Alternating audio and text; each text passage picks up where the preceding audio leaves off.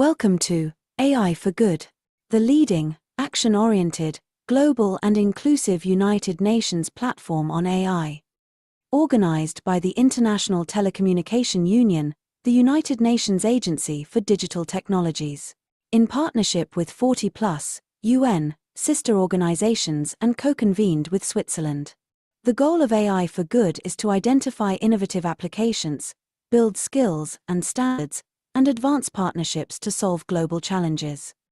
In today's AI for Good event, we are counting on you to use the live video wall feature to ask questions and post comments to help create an engaging discussion. We encourage you to stay until the end to chat, connect, ask questions, and network with our distinguished facilitators and world-class AI experts in the neural network. It is now time to kick off the session and welcome our first speaker.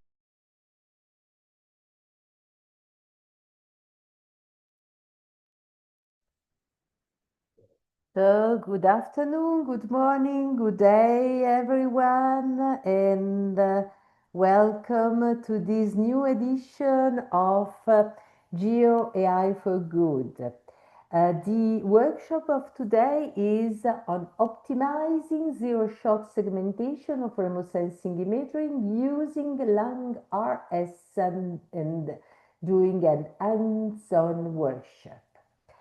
This time, we don't have with us, unfortunately, Andrea Manara from the ITU, which is the International Telecommunication Union, which is organizing this event. And Andrea Manara is the focal point of geospatial information at the ITU. And therefore, as Andrea is not here with us, I will introduce this new episode in the Geo AI Discovery Series.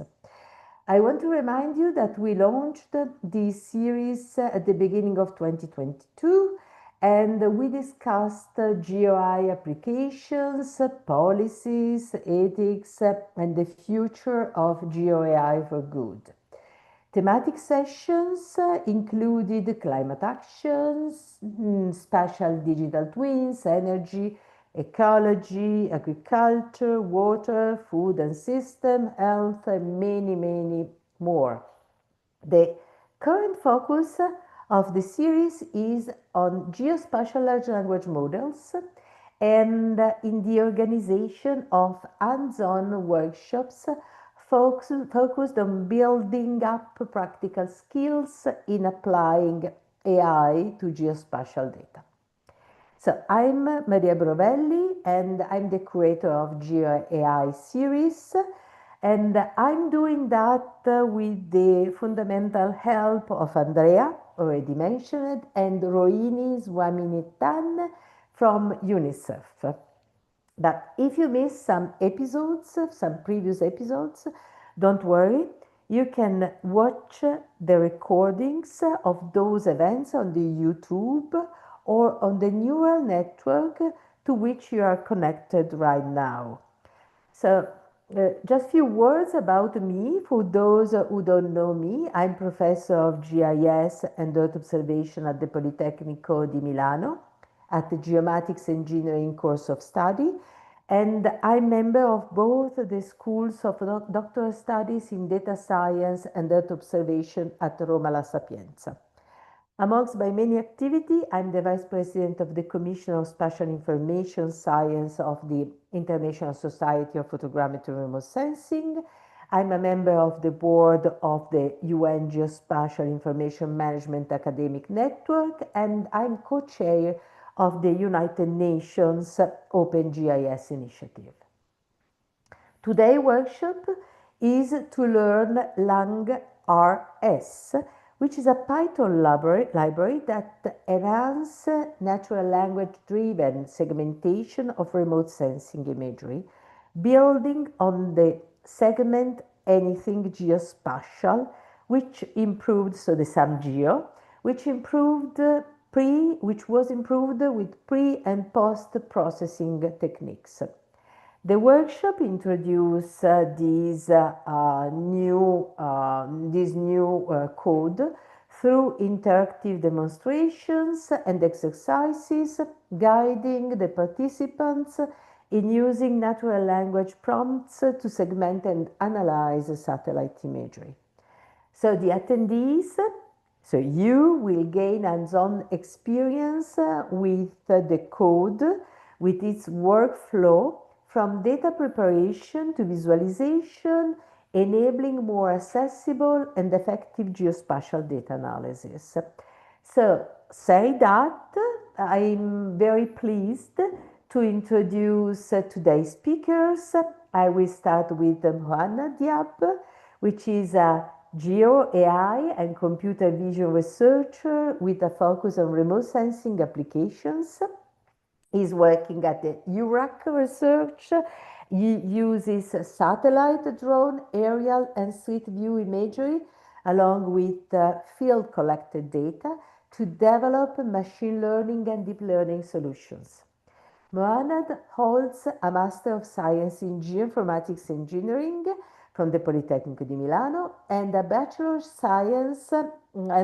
of Science in Engineering from Al-Balqa Applied University in Jordan. His research focuses on developing and optimizing AI tools for remote sensing, and is also the creator of LangRS, which is this open source library that enables zero-shot segmentation of remote sensing data. So welcome, Mohamed, and then let's go also to the second speaker of today, Paul Polychronis Kolokoussis. Paul has a diploma in rural and surveying engineering and a PhD degree in remote sensing from the National Technical University of Athens. Since 2002, he is a faculty member of the Remote Sensing Laboratory, School of Rural Surveying and Geoinformatics Engineering at that university. He has also tight collaboration with Geosystem Hellas, working mostly on downstream space applications. And then during 2023-2025, he is, because still he is, a visiting scholar at the Geomatics and Earth Observation Laboratory of the Politecnico di Milano, so collaborating with me. His research activity is in the field of remote sensing and geoinformatics. His research interests and areas of expertise include the acquisition and processing of remote sensing imagery, GIS, geospatial web platform, big geodata, Geo AI, and cloud computing. So very pleased to have also you here, Paul. But beside that, we have also other people, students at the Politecnico di Milano, who will help answering a question in the neural network if you have doubts or you have questions. Specifically, I'm pleased to mention Julia Leonardi, Ariane Boisseau, Xinmen Wang, and Moeen Pengambarzadeh. Thank you to all of you. And now I will leave the floor to Muhannad for starting this exciting workshop. Thank you, Professor, for the informative introduction, as always. And thank you, everyone, for being here. Good morning, good afternoon, depending on which part of the world you're connecting from. I will start sharing my screen to kick off the meeting. Okay, hopefully everyone can see the screen. So just to organize things better, in the first part of this workshop, I'm gonna start with the introductory slides. This should take almost 20 minutes. The first part will be presented by Professor Paul. As mentioned, I'm gonna handle the second part. Afterwards, we're gonna do the hands-on. So just a 40 minutes of training, just to get started with LangRS, teach everyone how to use it. Afterwards, you're gonna have 30 minutes testing with our own examples, pretty exciting examples we're gonna have today, and followed by a Q&A session or during, depending on the time we have on our hands. First, before starting with the slides, we're going to install the package. Since the package takes some time to install because of all the models, we're going to start downloading those. We should have it done as we end the slides. So what I ask for everyone right now is just to follow simple instructions to start installation, just a couple of steps before we start with the slides. Just some notes on the side. Today we'll be using Collab notebooks. For those of you who are unfamiliar with notebooks or Collab notebooks, notebooks are just environments for running Python code in a blocked format. So you're going to have some blocks where you write some Python script and then you're going to run them. A Collab notebook is just a simple notebook that you run on Google servers. So actually we're not going to be using any computational resources from your own PC or your own laptop. We're going to do it all on the cloud so everyone can have a shared GPU, let's say. Just a note, you will need to have a Gmail account to be able to follow, just because Google requires the usage of your Google account to run the notebook. For those who are experienced, if you have used all your GPU quota, because GPUs have a quota per month for free users, try using another Gmail account. So without further ado, we're going to get started. As we mentioned, there are some assistants who are going to paste the link for the package on the live chat. So the live chat is on your right on the panel. The link should be appearing soon. If you press the link, it's going to take you to the GitHub repository, something very similar to the screenshot that you see here. I'm just going to give you a minute to click on the link and go there. And once you go there, press the link and open the web page. You're going to see the package. What I would suggest doing is just to start it to save it for later. So there's like a button to start it on the far right corner, upper corner, just to get to it easier in the future. And I'm assuming everyone should have it open by now. So what we're going to do is very simple. We're just going to head down a little bit, right? So where the logo is in the README section, and you're going to find a button called Open in Colab, right? So we're going to press there. So it's going to take us to the Colab notebook. Also, I'm going to give you some time for those of you who are still navigating the website. And once we press on the button, it's going to take us. Actually, I'm also going to try and go there. So when you press the link, you should be redirected to this page, right? So this is the actual library. If you go down here and you press on the Open in Colab button, it's going to take you. So it's right here. It's going to take you to the Colab. So this is the notebook we're going to be working on today.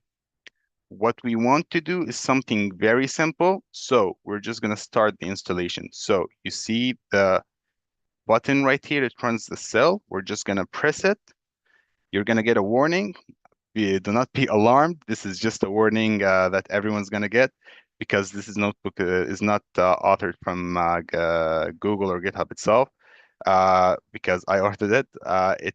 It asks you that it may access your data. I promise you I'm not. So if you trust me, just hit run anyway. I promise you we're not collecting anything. But yeah, it's gonna start the installation, and with this, we end this part. Just a quick note before starting. If you press here, you should see something like this. This means that you are utilizing the GPU in the cloud platform. If you do not see a GPU option, that means you're not using it. So if you're not using it, you're gonna go to the settings, right? And you're gonna start with detecting. So you should see something up here. I'm not seeing it because I'm running it, but here you should see some options to change the runtime and use the TPU. However, everyone should have them here. If you have any trouble with seeing this here, you can ask some questions in the live chat and the assistants are sure to help you. So with this, I'm going to end my part. We're going to go back to the presentation and I give the floor to Professor Paul.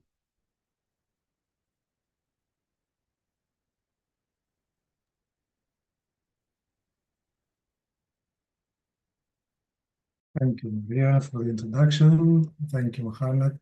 I don't see the presentation though. You still see the column.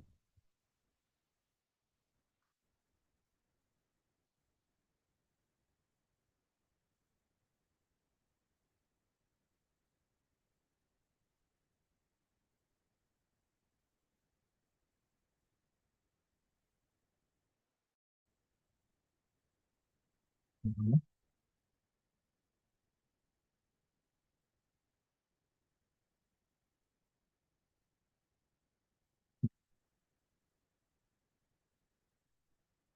So let's start with hello to all, first of all. And let's start with what is LangRS. LangRS is a Python package that optimizes zero-shot segmentation of very high-resolution remote sensing images based on two models, well-known models, grounding Dino and segment anything model, which is usually called SAM. It combines advanced techniques like bounding box detection, semantic segmentation, and outlier rejection to deliver precise and reliable segmentation of geospatial images.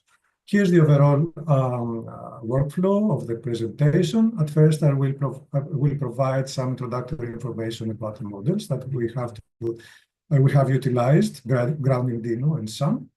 Their adaptation to remote sensing applications, as well as current implementations and limitations. Then Mohammed will go on with the developed LangRS pipeline methodology, which is primarily his achievement, and will demonstrate some results. He will also point out some future directions, which we wish that you will investigate after following the hands-on session.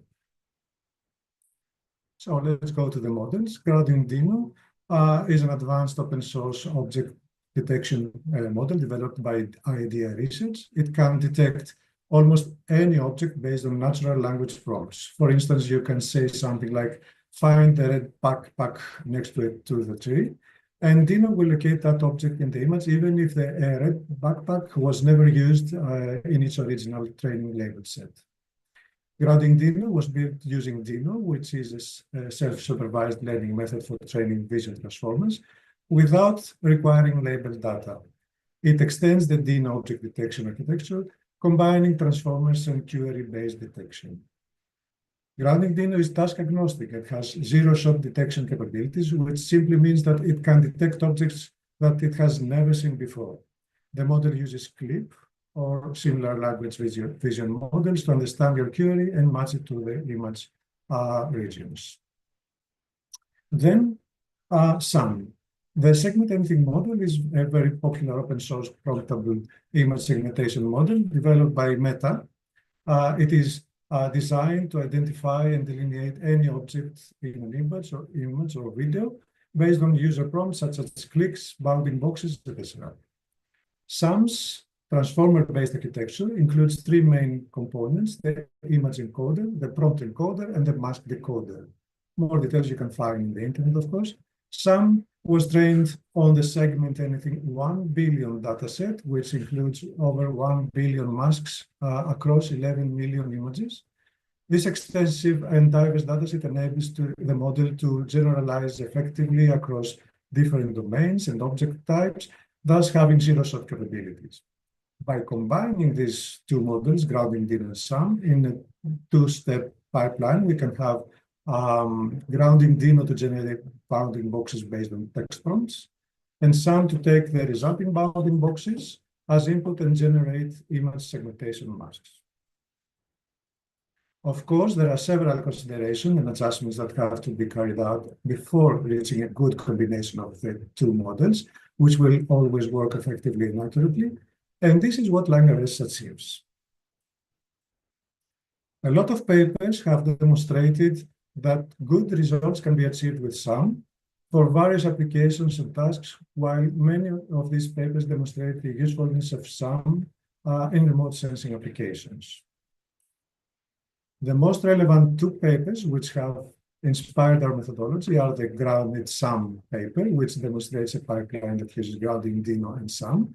In this work, grounding Dino generates bounding boxes and SAM generates segmentation masks based on the bounding boxes.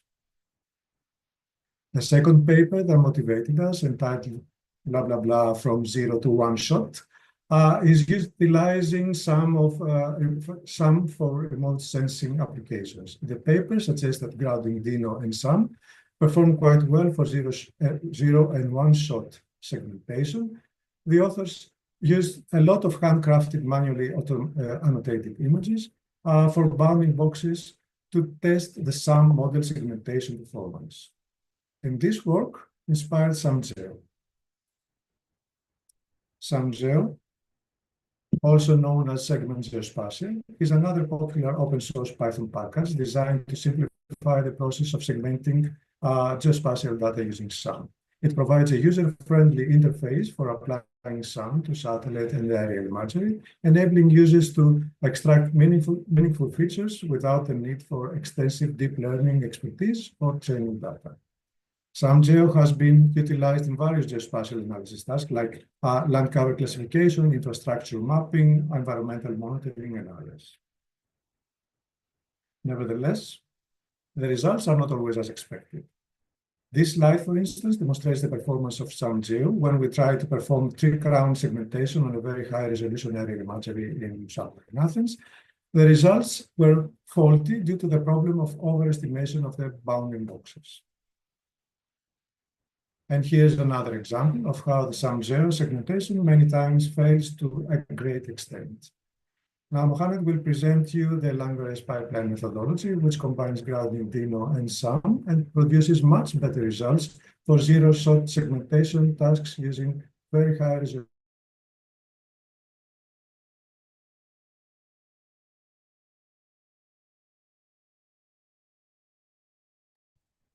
Thank you, Professor Paul. I think his screen froze a bit. Thank you for the great introduction. I will be picking up in the second two sections, so the pipeline, the methodology, and the results that we have. So just to push onward to the actual problem that we had. So if the image you saw earlier showed that when you try to use SamGEO with images that have similar features, right? So homogeneous distribution of the same class that you want to segment, you get some pretty quirky results. So imagine you have the satellite image and you try to segment trees. So you give the SamGEO package and you give it the prompt trees to segment it. It gives a pretty weird result like this. So what's happening now is that it is trying to segment the entire image, which is not what we're trying to achieve. We're trying to only segment the tree crowns, right? So we tried to drill down on why exactly this is happening, right? And we found out that the main issue comes from grounding Dino, right? So what is actually happening is because it's a zero-shot detection model, what's happening is that when you prompt it to segment anything or to detect anything, you get some bounding boxes, okay? And these bounding boxes are trying to detect the object of interest that you gave it. So imagine you give it a prompt of detecting trees. You get something like this. So this happens because the model runs its detection. And for each model, when you run detection, you're going to have some confidence thresholds that we say. So each model predicts at a certain confidence level. So when you have the confidence level adjusted to high amounts, you get something like this. You see that it's okay. It's trying to start detecting the trees, but at the same time, it's producing these big bounding boxes that are irrelevant. They're somewhat correct because, okay, they are including trees, but it's really confusing because it's not actually detecting individual trees, it's detecting everything in the image. So we tried lowering the parameters, so the thresholds of detection. And once you start lowering them, you start seeing, okay, now it start to pick up some more stuff, right? But it's not really picking up everything because it start picking up some individual trees, but at the same time, the issue of overestimation is still there. You see a lot of boxes that are not really what we're trying to get. But if you lower them further, what's happening is that, oh wow, it's really starting to detect everything. But the fundamental issue of having all of these irrelevant boxes are still there. So the main takeaways from this is that when you reduce the parameter values, you start generating more boxes.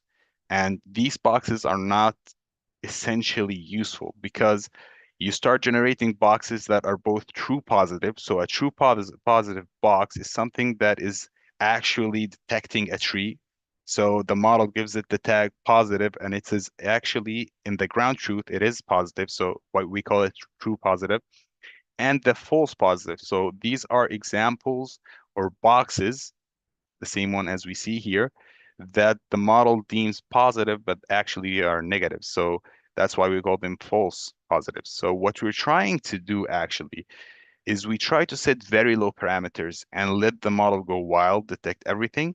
And we try to extract the useful TPs, the true positives, and discard the harmful FPs, so the false positives. So what you have right now is that you have a set of boxes that you're detecting, and you're trying to decouple both of them. You're trying to take the actual detections, the true positives, and you want to use these, and you want to discard the harmful ones.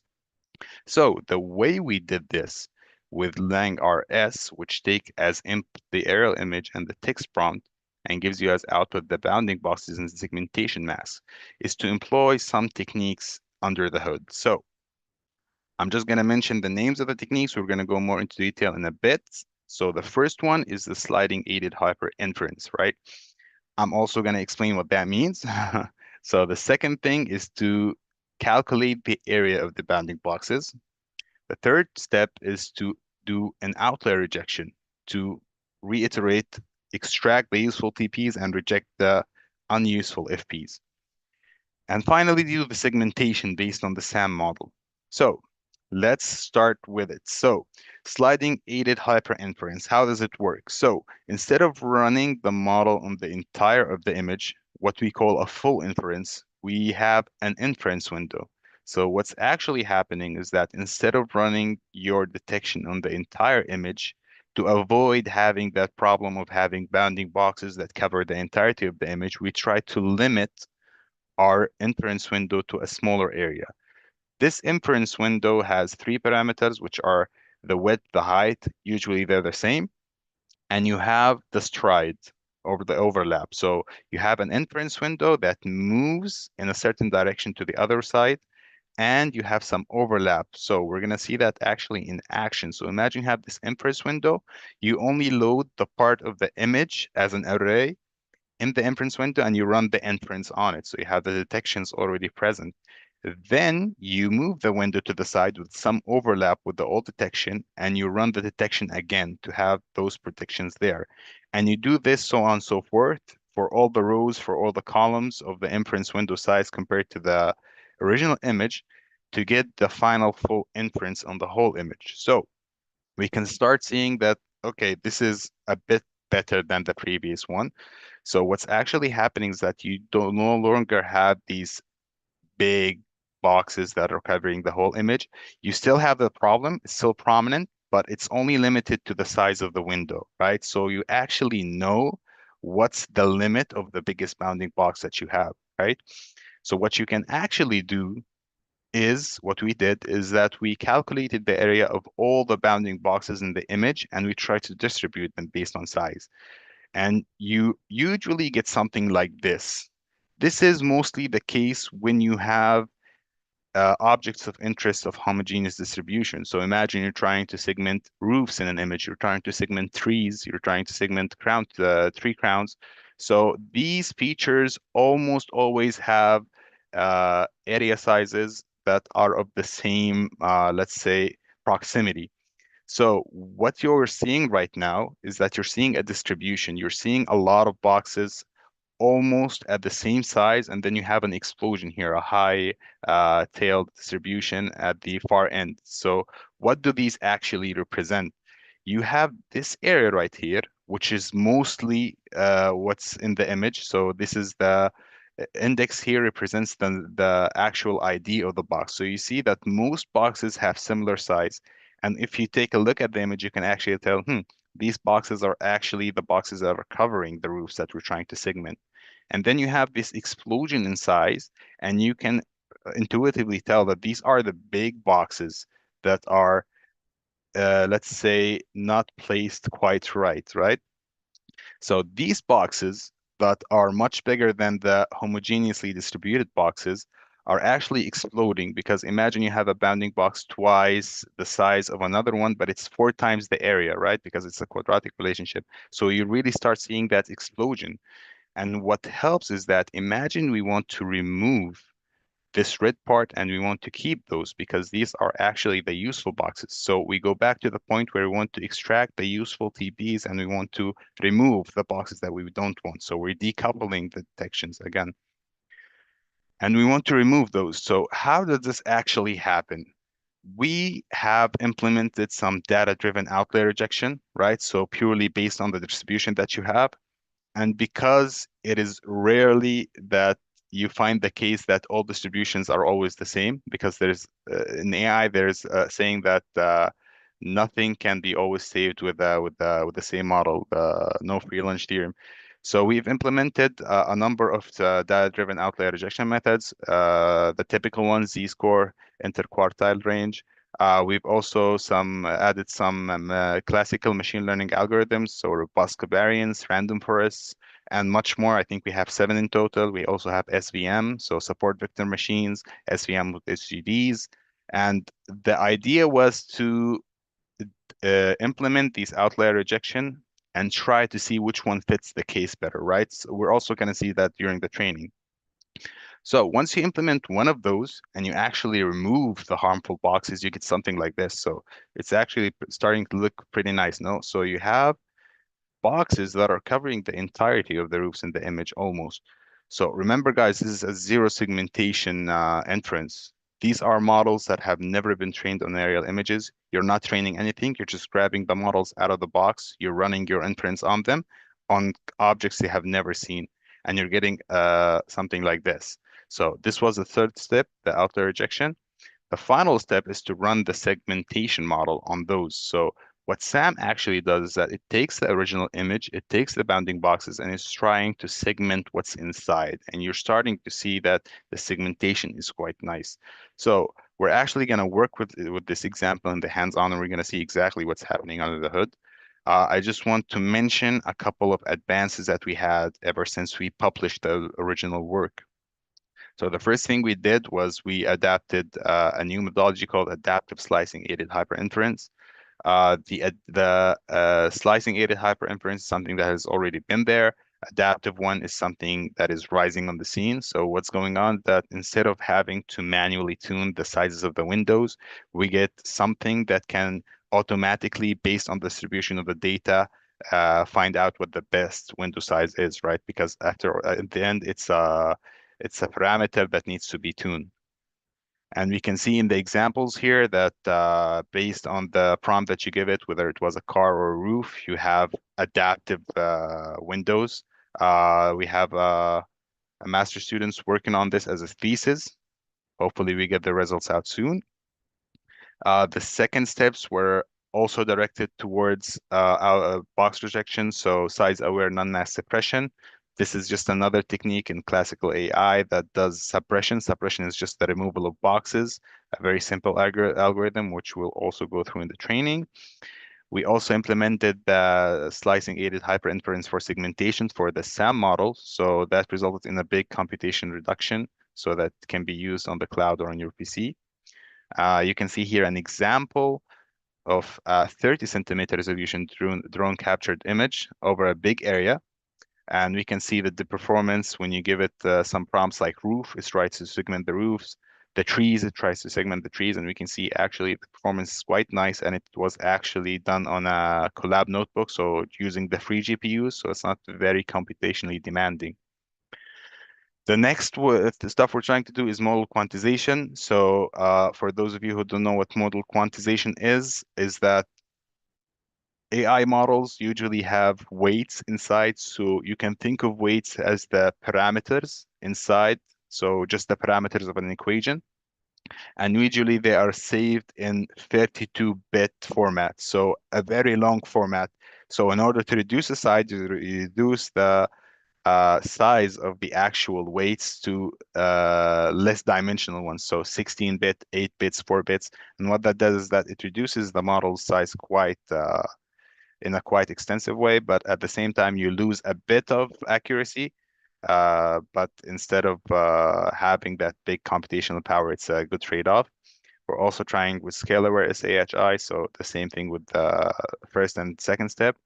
And we're working towards developing a Hugging Face UI, so a user interface on Hugging Face. So instead of going through the code for those who are less technical, we're developing a UI that you can go on Hugging Face, just drag and drop your image, specify the parameters, and it will do everything for you. It will give you the masks, the bounding boxes in geospatial format, so shape files, TIFF files, and so on and so forth.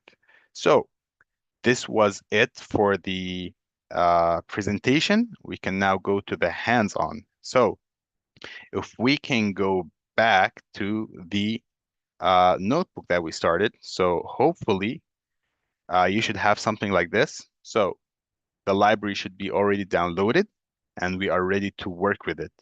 Again, if you're having any issues with the installation, you can send a message to the assistants in the live chat on the right. So for the live training, what we're actually going to do, we're going to download the sample image that we saw. So what we're actually going to do, we're going to run the cells. Don't forget to run the cells. So we're going to run the first cell. What it actually does is that it creates a file and a folder for the image, and it retrieves the image through a URL. So the image is actually in this URL, and you just download it here, right? So you should run the cell, and you see something like this. The image has been downloaded. And then we're just gonna load it and see what happens. So we're just gonna display it. We're gonna run this cell. We're gonna see the image. So it's the same image that we have just shown. We're gonna work with it as an example at the start, right? So hopefully everyone has reached a step. You can see that I got a message that I'm not utilizing the GPU, but we're gonna be in a bit. So then the next step, we're gonna be setting the parameters. So what's actually happening here? Remember the parameters that I mentioned with the detection with Dino, the ones that we were trying to lower to get that more detection boxes detected. We're actually going to be setting them up now. So the example right here is explained in the notebook, but I can go through it one more time. So the input image, the one you see right here, right? We're gonna use that, and it is a TIFF file, right? And the text input that we're gonna use is roof. So we're gonna get the grounding dyno model, and we're gonna tell it, give it the input prompt of roof, and we're gonna ask it to try and detect all the roofs in the image, right? So any building and whatever that has a roof. So the same thing that I just said, the grounding dyno and then the outlier ejection, but we're gonna see that firsthand right now. So we have installed the library, and we're going to define the first inputs. So the image, the prompt, and the output path, these are going to be defined below. So what we're going to try to do is give it the prompt. So the prompt that we want to do is we want it to detect the roofs, right? So we give that in the prompt variable.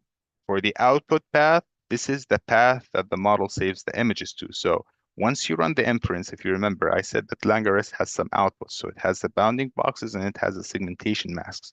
And this is a very powerful application of SamGEO where if you give it an output path, it actually provides all of the output in that specific directory. So it provides all of the outputs, all of the images, and all of the shape files and all of the TIFF files for the bounding boxes and the segmentation masks. So you can load them in your favorite QGIS software, whether that was QGIS or ArcGIS or whatever, and use them right away. And they will be in the correct format too. So if you provide a satellite image or a TIFF image in some APS-G format 4326 or whatever, the output boxes will be in the same format. So the segmentation parameters that we're going to be working today, or the ones that grounding dyno takes, are the box threshold and the text threshold. So these are just confidence thresholds. We chose them arbitrarily, and we're going to show the performance of SamGEO, which is the previous package, and then we're going to use the same segmentation parameters to show the performance of the new package, so LangRS, and do a comparison to see how they both perform with the same segmentation parameters. So we're going to run this cell also and make sure you have run all the other cells. And we're going to go to the SamGEO implementation. So we can see that we have the SamGEO, which is the previous one. We have the LangRS, the SamGEO implementation. So the first thing we're going to do is we're going to import actually the library, and we're going to create an instance of the model, right? So this is going to take a bit of time to run. So what it is actually doing right now is that it is actually downloading all the models. So SAM, the Segment Anything model, and Grounding Dino, right?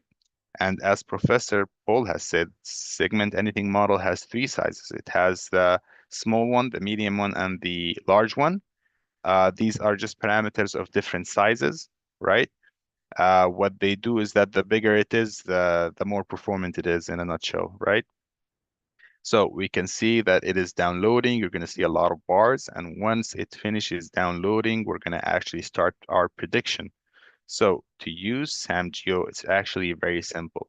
You're just going to take the instance that you created, and you're just going to call a method. So this is the function that actually does the prediction. You have to give it the image or the image path. So this is going to be the same image path that we provided. So where we downloaded the example image, and we're going to give it our prompt. So this is roof, if you remember, and the same segmentation parameters that we defined. These are going to be constant throughout our experimentation to have the same performance benchmarked against the two packages. So we're going to run this, and the prediction is going to start, right? So what's actually going on right now within SamGEO is that it is letting know Grounding Dino that it should detect the boxes, and it takes the boxes and it gives them to the Segment Anything model, and it's trying to segment what's inside the boxes. So that is already done. Then we're going to extract the bounding boxes that we have done the prediction on, make sure to run the cells, and then we're going to visualize them. So what's happening right now is that it's going to visualize the bounding boxes that it has actually detected. So we can see in the first plot that these are the SamGEO results for the same image, right? So why am I seeing the same image? Because we're going to use the same image with the same parameters in the LangRS package. So this is the performance of LangRS. And as you'd imagine, we have that problem where there's, I don't know if you can see it clearly, but there's a big bounding box over the entire image. And if you remember the example that we had in the limitations, the one with the trees, this bounding box is going to cause an issue. This issue is going to be that the model is going to try to segment the entirety of the image. So if you try to run the segmentation, the next cell, which shows you the masks, you're going to see this issue prevailing. So what's actually happening is that as soon as SamGEO starts to segment, it's going to see a big bounding box on the image, and it's going to try to segment what's inside, which is basically the entire image. And you're going to get something like this, which is not very attractive, let's say, and it's not very correct also, because this is not actually a segmentation of roofs. This is segmentation of everything. So this was the performance of SamGEO. To see the performance of LangRS, so the improved pipeline, let's say, we're going to import the LangRS. It's almost the same thing as the SamGEO. We're going to import the model. We're going to take the model. We're going to run the cell. It takes the same stuff. So the image path, the prompt that we have, and the output path, right? So where we want to output everything. It's going to do the same thing. We're just going to see where the models are, download them if they're not there, right? So we're just going to give it a minute.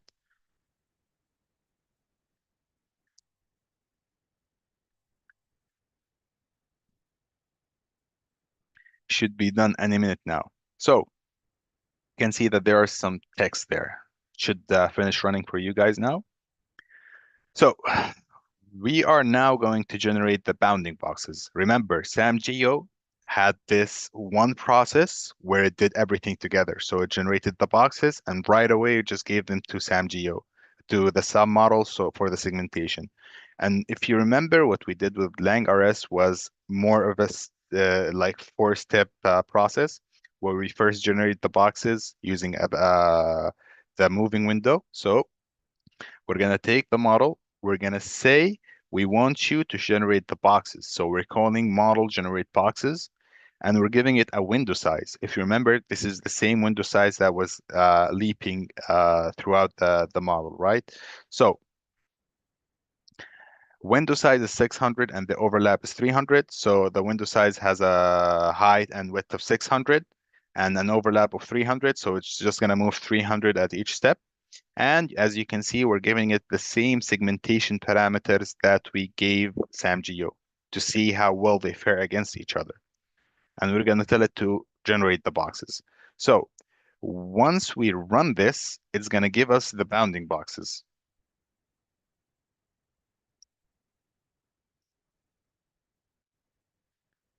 And in the next step, we're going to see these bounding boxes. And in the final steps, we're going to compare both models, both packages, how they perform against each other. So it's going to take some time to run the boxes. It's going to take actually a bit more time than SamGEO because SamGEO run the inference once, but this one runs at every window. So we're going to just define a function that plots the bounding boxes. This is just to take the image back to plot on it. And then we're going to tell it, okay, plot the bounding boxes. Now we're going to see some interesting results. So the same thing as the previous one, you can see that it is detecting the roofs quite well, but you don't have that big bounding box all over the image anymore. It's not there. The problem is not going to happen. But what you have instead is you have bounding boxes that are in the same size of the sliding window, which is good because we can get rid of those, if you remember how we did those. But the big boxes that were covering the whole image is not there anymore. So this is the first win for us. The next step is we're going to filter the boxes. So how we filter the boxes is using the outlier rejection methods that we mentioned. So if you remember the distribution, and we have a lot of outlier detection models that we're going to run, and we're going to have some filtered boxes. Why do we call them filtered boxes? Because the outlier rejection methods, what they actually do is that they are extracting, they are filtering out the bad from the good, right? So we're trying to get the good boxes and we're trying to filter out the bad boxes. So just to see what the outlier rejection methods are, we're just going to see what are the keys. So what are the dictionary keys that we have? This will print out the models that we have. So we have the z-score, the interquartile range. We have the support vector machines, the support vector machines with the stochastic gradient descent, so SGD. We have the robust covariance, local outlier factors, and isolation forests. You may say, why do we need all this? But as I said before, you will never have a distribution that is the same. In each image, there's a different distribution of object. Each class has different distribution of methods. It also depends on your parameters. So what we're actually going to do is that we're going to take all these outputs, right? So all the filtered outputs, and because they're in the output folder that I mentioned earlier, so you have the output folder. Once you run these, remember to run all the cells, you can actually access all the outputs, right? So if you go here and you run this cell, it's actually gonna extract all the images that are of the filtered in the folder, and you're actually gonna visualize everything. So if you run this cell, you're actually gonna see all the results that are filtered. So you can see that this is the results of applying the local outlier factor. This is the one for the robust covariance. This is the one for SVM, and so on and so forth, right? And why we want to visualize them is because each one does a different thing, right? Because the z-score, for instance, it's a method that relies on the normal distribution, right? So it assumes that data has a normal distribution and it's trying to reject the points that are further away from the center, right? So it's trying to remove points that are on the further sides. You have the SVM, right? Which is the support vector machine, just a line that's trying to reject stuff over it and keep stuff that are under it. You have some density-based machine learning algorithms like the robust covariance. You have local outlier factors. You have isolation forests, which are just like decision trees that try to prune other sides of the trees that does not seem worthy. So what's actually happening is that we're going to actually look at the images and we're going to decide which is the best one, right? So we can see that the rejection that happened in the local outlier factor, it's removing some of the boxes that we want. It removed the boxes that we don't want, and it's keeping the boxes that we want. So in the other one, the same thing's happening. The SVM is actually keeping the boxes that we don't want. So these big boxes are the size of the sliding window, and it's removing some boxes that we want. So it's not very good. If you take a close look, I think the best one from visual inspection, the one I want to use today is Z-score, because Z-score is removing all the ones that we don't want. So it is, in fact, like close to a normal distribution. And yeah, we're going to use this one. So how to use this one is that you are going to extract the bounding boxes of the Z-score, right? Because you already have your filtered B boxes, and you're just going to access the ones that have been generated by Z-score rejection method.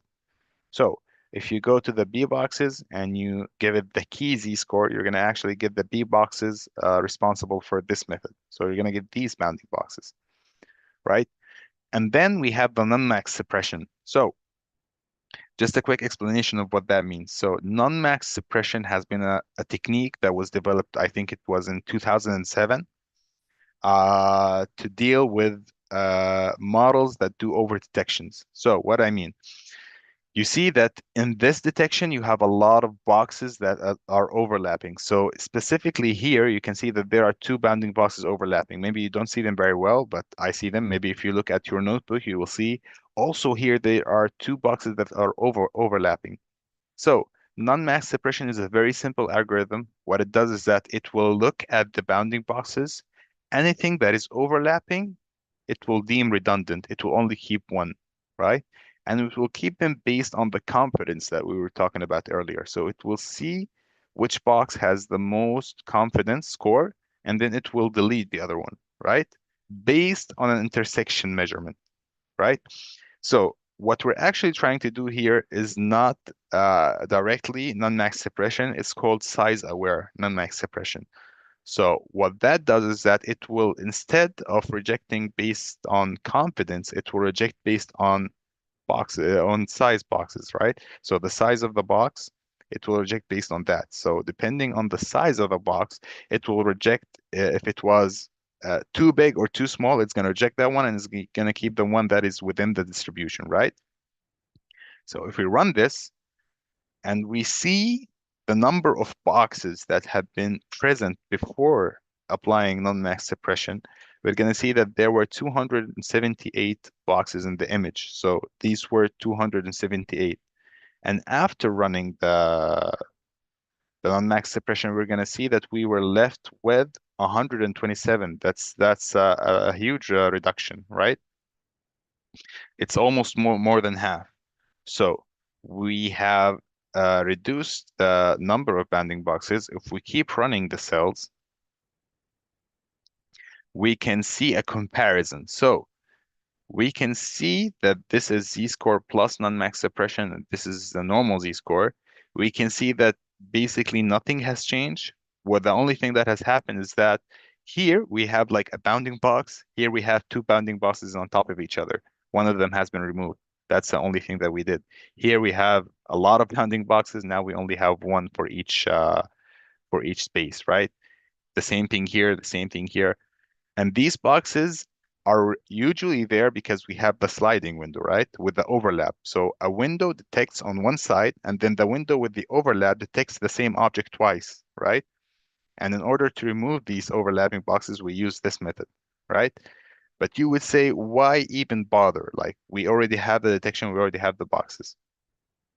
We bother because when we pass these boxes to the segment anything model, what happens is that we are effectively giving more prompts to the model, right? Because the segment anything model, if you remember, it takes the original image and the boxes. So would you rather give a model the image and 100 bounding boxes or 200 bounding boxes? I would rather give it 100 if it's going to give me the same result because it's the same amount of boxes. And actually, when we did this, we reduced the computational cost by almost 50% because instead of giving the model 270 boxes, now we're giving it 127. So that's a reduction of more than half, depending on the use case, of course. So this is the use case of non-max suppression. The next part is we're gonna do a comparison of the bounding boxes that have been generated by LangRS and SamGEO. So just a visual comparison to see.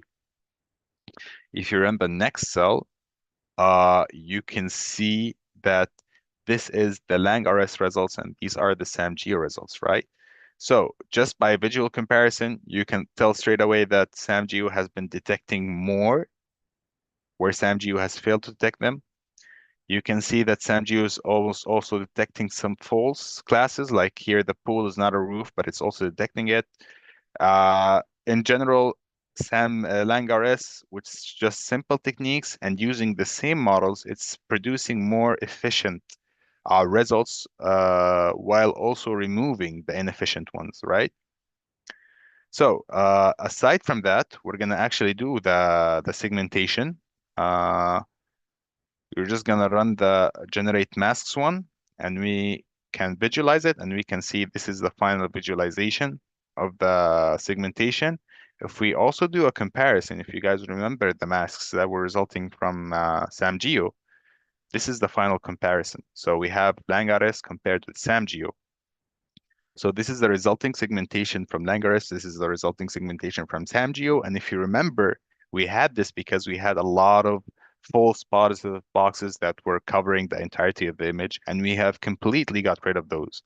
I don't have quantitative measurements to support my claim, but I think qualitatively we can, just by looking at the images, see that this one performs quite better, right? So I have just demonstrated how the model works on examples, right? So the next step is to actually get your hands on, right? The model is quite simple. If you remember from implementation, you just put the parameters to the model, you tell it to generate boxes and to generate masks. That's it. If you want to do non-mask separation, do it. If you don't, depends on you, but it's just a matter of computational reduction, right? So what we're actually going to do today, I hope everyone has reached this point with me. We're going to test with an example, right? Remember, if you have any issues with the implementation or whatever, you can post it on the live chat on the right side, on the right panel, right? So to get started with your own example, what we're going to do is that we're going to use the leaf map to use our own use case. So if you run these two cells, right, you're going to get a map like this. What you can actually do is you can roam around freely. So you can go anywhere in the world, select where you want to go. So any place you want to be, just select an area. For me, I'm lazy. I don't want to go around. So I'm just gonna do something right here, right? So I am gonna take this one here. So draw a rectangle because we want to specify where our region of interest is. And we're just gonna draw a bounding box, right? You're gonna see that there's a measurement. So on the right side, so 6.5 hectares, I think. We're gonna use this. Make sure not to put a very huge area because at the end of the day, the GPU provided by Google is not the best one out there. So if you choose a big area, your session is gonna crash. Like they're gonna crash your session because you're using too much memory. So make sure to use an area of reasonable size, right? So once we take that box and specify our region of interest, we're going to actually run this. So what this does is it actually extracts the model, right? And then we're going to save it to a file called satellite.tef, right? So these are all standard procedures. I hope everyone has chosen their area. I'm going to just give it 1 minute for those people who are curious enough to go around the world and try to find the best area. Remember, you can segment anything you want, basically. I'm just choosing this here because I want to segment the houses, maybe the trees, I don't know. But you can look for anything. You can segment roofs, you can segment cars in the street, you can segment tree crowns, basically anything that has a homogeneous distribution and image, right? Okay. I'm going to assume everyone has chosen their area of interest. They've drawn a rectangle. If anyone has any issues, you know where to type. Okay, so once you choose the area that you want to do, we're just gonna extract the bounds, so the boundaries. So we're just gonna go to the map, extract them, and load them, right?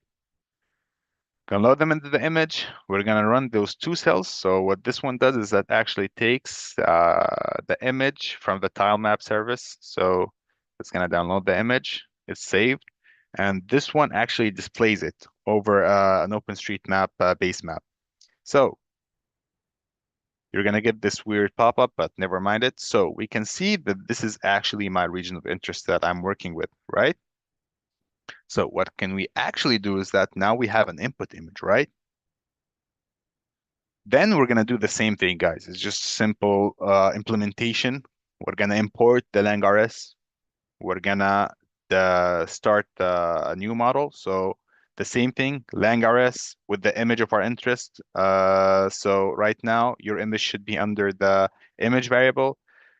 Important note is that you have to specify your prompt here, right? So depending on the image that you chose, what are you trying to detect? Are you trying to detect roofs? Are you trying to detect buildings? Actually, I'm going to change this.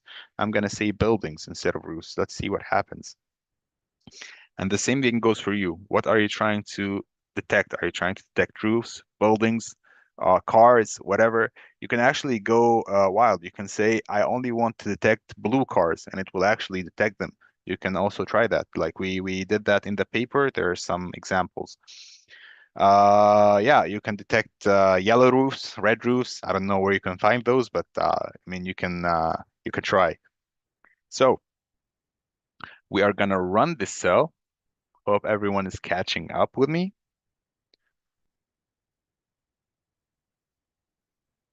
It's going to take some time to run, as always. It's just loading the models and everything, something that's super complicated.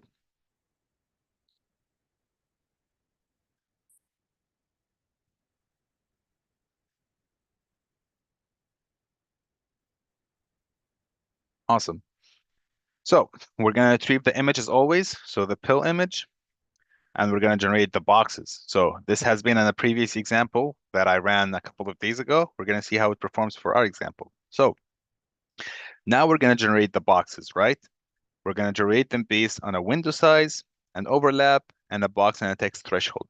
For me, I'm just going to keep them as they are. I'm going to see what happens. But for you, you can play around with them as you wish. Like you can generate the boxes for these parameters. Then you can try and generate them for other parameters, see how everything changes. Like I can tell you the effects of changing the parameters, but the best thing is that if you experience them on your own, you're going to have a better sense of it, right? So try playing around with them during the session or after to see how actually the window size and the overlap affect the detection, or how setting the parameters lower can actually increase the detection or make it worse. Never know. So what the model is actually doing right now is that it is taking this image, it's drawing the bounding box, and it's running detection. Then it's sliding it, running detection, so on and so forth until it covers the whole image, right? This is the thing that we talked about. And then it's gonna remap the boxes, because once you take a small window, right, you have the boxes in the local area. So each window has a 0 by 0, so just the base of the image, and then it's gonna map all these boxes to the big image again. Just some thoughts on the inner implementation. Now we're gonna plot the bounding boxes, and we can already see that this is a quite nice implementation. We can see that there are some big boxes that are covering some large areas, but it's okay. We can reject them. We can see a lot of boxes that have been detected, a lot of overlapping boxes too. So hopefully we can get rid of those using non-max suppression, right? So what we can actually do, right, is we can try to segment cars too. So this is a split way actually. What if you want to continue with your own example, you can continue with it. What I'm gonna do is that I'm gonna segment again for cars, see if it can detect the cars in this one. So we're gonna run the model again for the same thing, and we're gonna ask it to segment to detect cars, right? So we're gonna see how well it performs with smaller objects, because buildings now is an overused example. Let's see how it does with cars. Obviously, you don't have to do this again. If you want, you can just skip those, keep your own detections, and we're gonna see what we're gonna do with them later, right? So these are just two different implementations that you want to use, just to encourage people to try different classes. Obviously, it can detect more than buildings and cars. Depends only on your imagination, right? So right now, it's generating boxes. We're almost at the finish line. Hope you guys have some questions for us. Once we finish the hands-on, obviously, I'm going to take some questions, but let's at first see the results. So awesome. So it has already generated the boxes for the cars, right? You can see that it's pretty nice. You can see that there are some cars here, cars, cars, cars, cars. You can see that there are some poles. I don't know if this is a car or not, but I suspect it's not. But you can always have that because it says zero shot detection, right? But you can see that it's performing quite nice, right? You can segment it. So the way you can segment it is that for the boxes that you have generated, right? You can take those and just use the same model. So the one you already have right now and just hit generate masks, right? And you can see that within the arguments, you only need to provide boxes, right? So if you say boxes equals boxes, which is the same thing that you got from here, you can actually start the segmentation. But here's the thing, Google gives you a super limited amount of memory. So if you press here, actually, you can actually see your usage. And the why I was only doing two examples is that due to the limitations of the memory, it's probably going to crash when you run the segmentation, maybe not depending on the area. But yeah, these are the limits of using Colab. Obviously, if you have a GPU cluster at where you work or at your university or whatever, if you have a very good PC, it will handle the extra load. But if you're using Colab, I think this is the final straw it can take, right? So with this, I will leave you guys to experiment on your own, right? So if you want, you can run this again from the hands-on to say with your example. You can go back, choose some different areas of interest, try with different classes, try with different parameters and see what you get exactly, right? You can also, once you get these detections, you can try to filter on your own. So try to apply the outlier rejection method, try to implement NMS to get rid of all these. Like you see, we have a lot of overlapping boxes, and you can try to segment on your own. So I'm gonna stop here, give the floor to Professor Provelli for a few closing words and for a Q&A session. So hopefully everyone enjoyed the hands-on session, and thank you for your time, everyone. Thank you, Mohamed and Paul. Very informative, very good, very well prepared, and I enjoyed a lot listening to your presentation. So, Mohamed, there is a question for you. If you can show up again. There is a question, and the question is related to the Mhm. dimension of the area you can consider, because you were a bit vague about Mhm. that. You said that the area can be not so too big. So, but what you mean with the reasonable size? Because you were speaking about reasonable size. Mhm.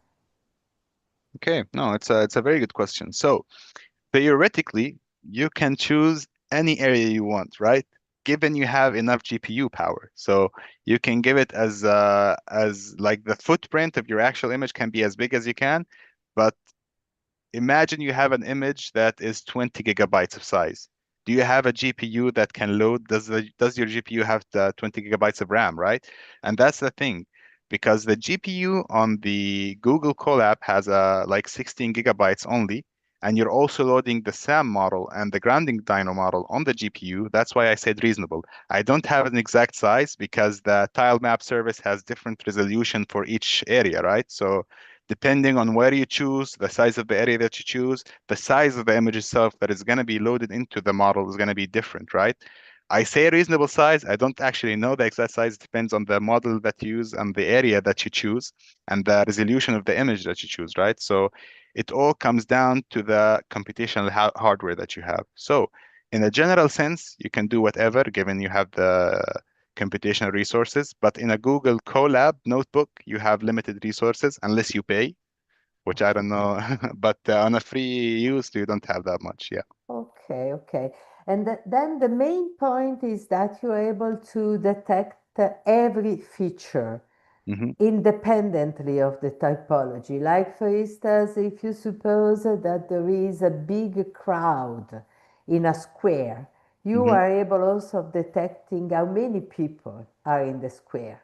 Obviously, if the image you have allow you to detect single people, so it means that you can count automatically the number of the people there, because car, buildings, or people is exactly the same. There are no differences with respect to this segmentation, correct?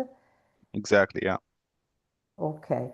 And another point is with respect to the resolution of the imagery that you are considering. So, how the algorithm is influenced by the resolution Mhm. of the images? Yeah, yeah. Good question. I keep every time I say I'm going to mention this, but I keep forgetting. So, based on the research, the paper that we published, the best results that you can get are with images of sub 1 meter. So think 1 meter and less of spatial resolution, right? So a GSD of less than 1 meter. If you go more than that, it depends really on the class that you're trying to segment, right?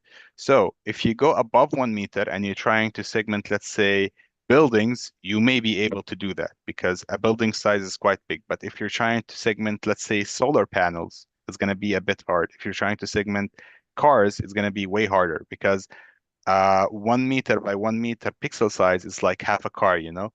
So it's gonna be really hard to do that. So most of the most successful results are gonna you're gonna be achieved when you go through that, let's say 30 centimeters to 60 centimeters range. 1 meter can get the good results, but anything above that, you can expect a sharp drop in performance. Okay, okay. And yes, I see that there is a question, another question. So from Ismail, thank you so much, a great hands-on. I'm interested in trying these for detecting agricultural fields boundaries. Mhm. Have you tried a model for this purpose, and what recommendation would you suggest for this application? For example, should I take the window size to the approximate field size in the area? Yeah, also a very great question. So the idea is that depending on your application, this may work or may not. So if you remember, I said the word homogeneous distribution quite a lot. So if you're trying to segment features that are quite apparent in an image, so they repeat themselves a lot or are quite distinct, it's very doable. If you want to detect, if you put this model through a dense forest, so everything is green, obviously it's not going to do that great because you don't have any distinct features because these are at the end, these are task agnostic models. They don't know what they're actually looking at. They just look at the distinct, like the difference between pixel values. So they're trying to detect the features themselves, right? For your implementation, the suggestion you made, so adjusting the window size is super valid.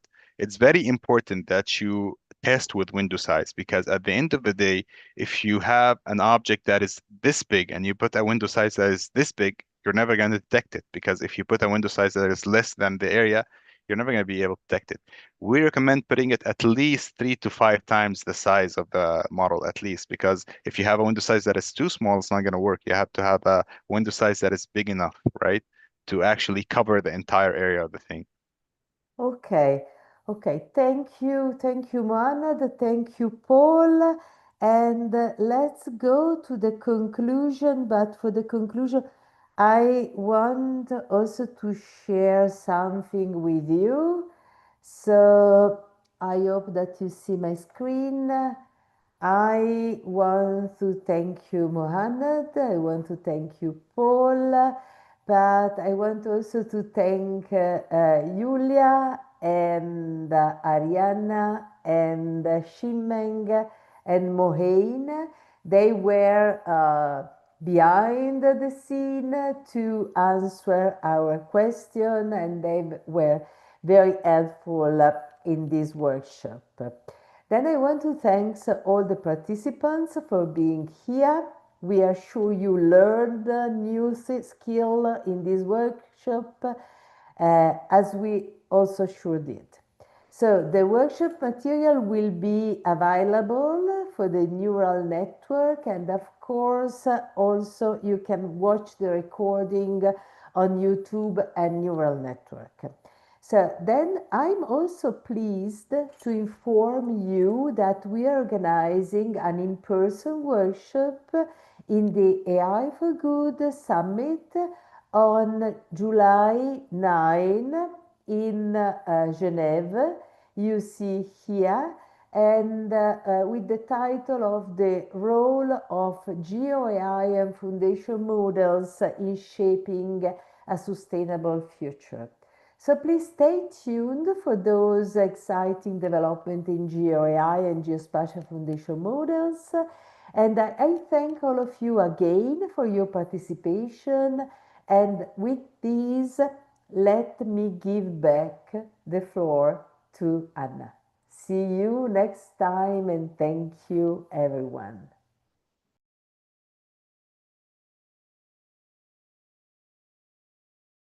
Thank you for participating in today's AI for Good session. We hope you've learnt something new, innovative, and engaging in today's event. We now encourage you to continue the conversation on the live video wall in the neural network. Here you can ask questions, like and comment, share links, complete the poll, connect with interesting profiles, or speak one-on-one using the chat and video function. We invite you to explore the lobby, try the smart matching quiz, visit the virtual exhibits, poster boards, the e-shop, and build your personalized AI for Good program. Let's shape the future of AI for good.